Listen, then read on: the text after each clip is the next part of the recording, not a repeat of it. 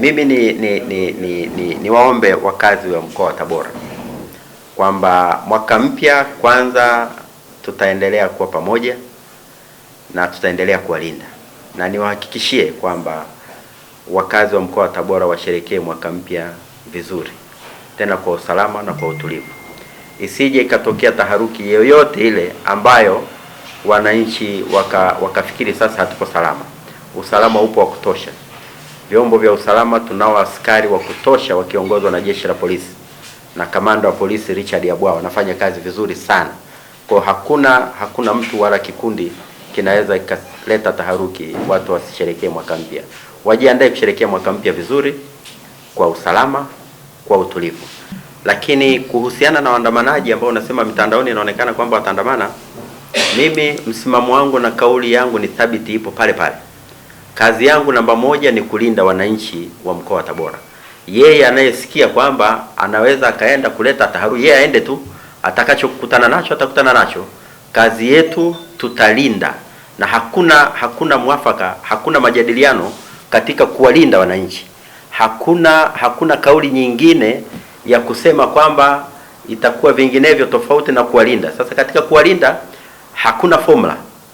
Formula ni moja tu, kwamba nitazuia uharibifu.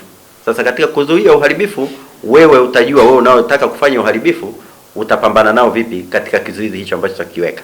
Vyombo vya usalama vipo vizuri, vipo imara, na tutasimamia haki na tutasimamia sheria.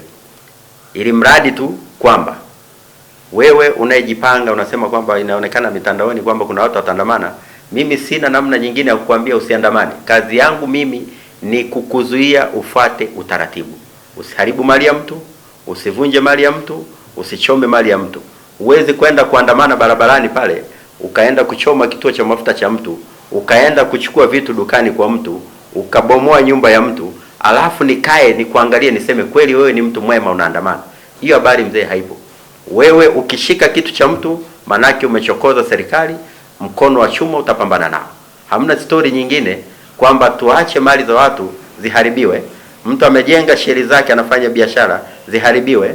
Mtu amejenga duka lake, ameweka duka lake kubwa, ana hardware, mwende mchukue mali, mwende mchukue vitu, uchome, uende uharibu ATM, uchukue ATM weke kichwani ukimbie nayo, alafu tuseme wewe ni mtu mwema nenda. Hiyo habari haipo. Lakini na nyinyi mnaona pia mvua zinanyesha, zinaleta madhara ya hapa na pale. Wananchi, nitumie nafasi hii kuwaomba pia wale waliopo mabondeni, ambaye anajua kabisa kwamba hapa ninapoishi sio salama na hapata vumilika, inawezekana taharuki au madhara ya aina yoyote yakatokea, basi ajihamishe yeye mwenyewe katika kipindi hichi. Lakini pia nitoe pia wito na onyo, watu wasijenge mabondeni na wasilime maeneo ya makazi.